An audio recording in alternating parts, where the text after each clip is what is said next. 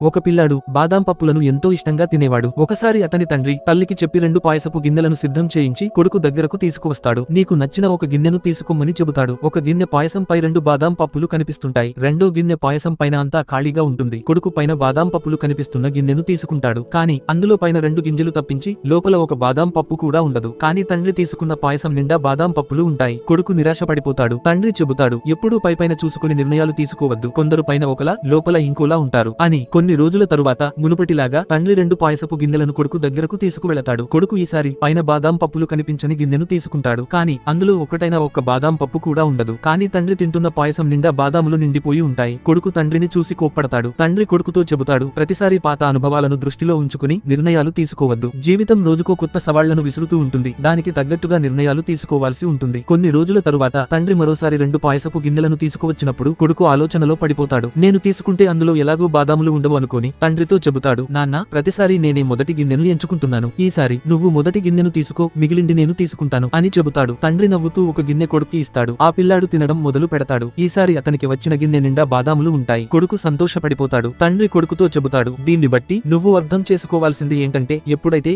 నువ్వు నీ గురించి కాకుండా ఇతరుల గురించి ఆలోచించటం మొదలు పెడతావో జీవితం తనంతట తానే నీకు ఇవ్వటం మొదలు పెడుతుంది.